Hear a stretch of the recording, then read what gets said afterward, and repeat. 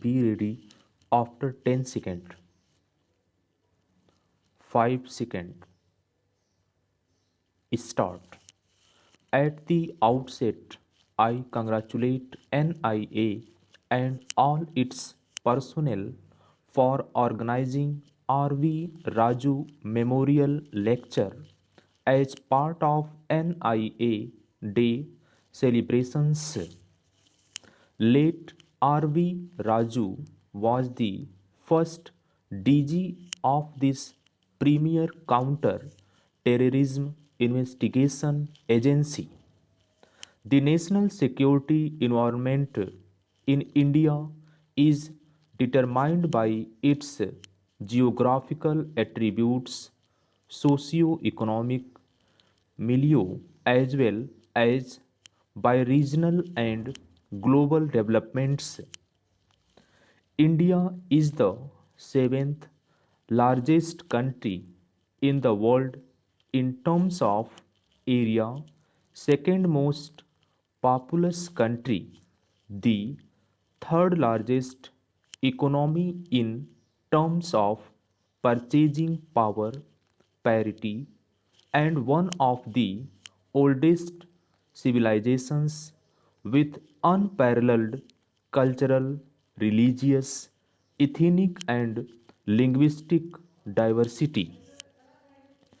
India shares its land boundaries with six countries, while it shares its maritime boundaries with seven countries.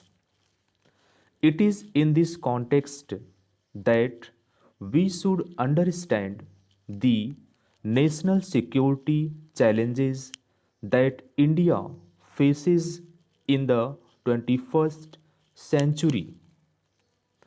The national security challenges can be broadly categorized as internal challenges and external challenges, both of which are closely and intricately intertwined.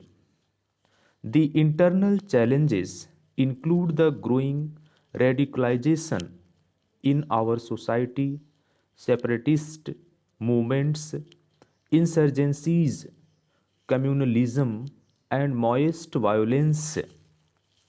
We have centuries old rich cultural ethos that is rooted in strong democratic principles which echoes violence in all its forms.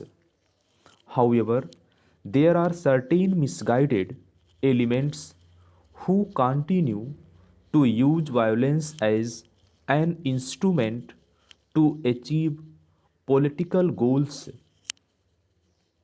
No matter what the grievances are of disgruntled people or sections of people, there are ways and means to resolve all issues lawfully and peacefully within our constitutional scheme.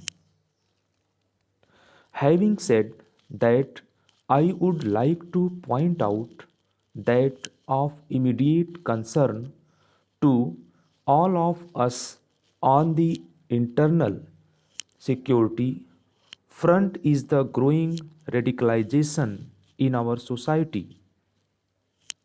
This has roots in a distorted view of religion and ethnic identity.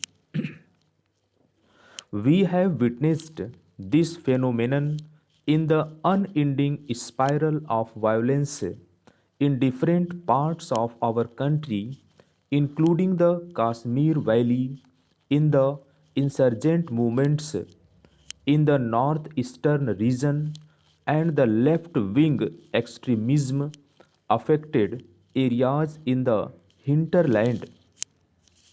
The efforts made by the government have helped to contain the situation in Kashmir.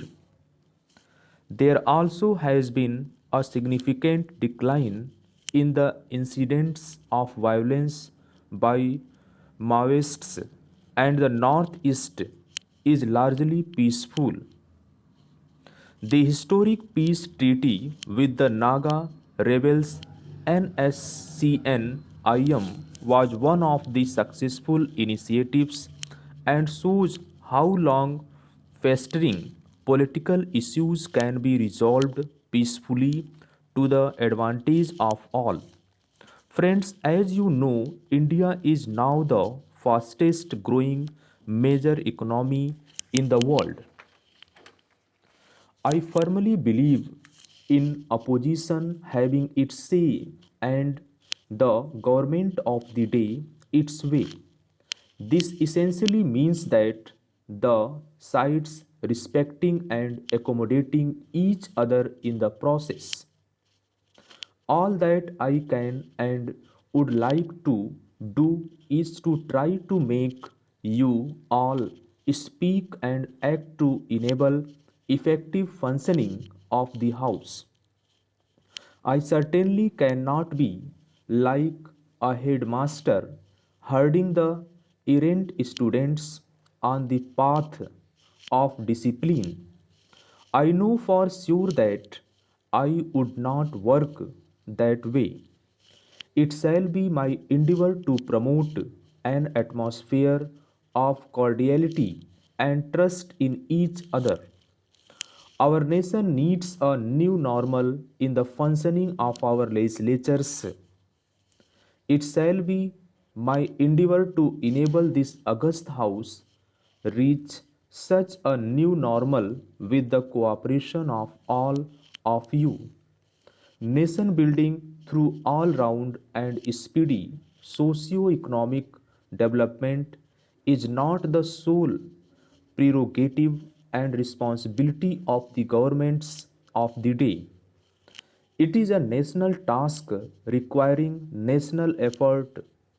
Opposition is an important stakeholder in this endeavor, while legislatures are the effective enabling forums. The best way of enforcing accountability of the executive by the opposition is to engage the government and corner them in an informed debate. I am of the view that executive is the gainer if question hour is abandoned or a discussion on a matter of immediate public concern is derailed.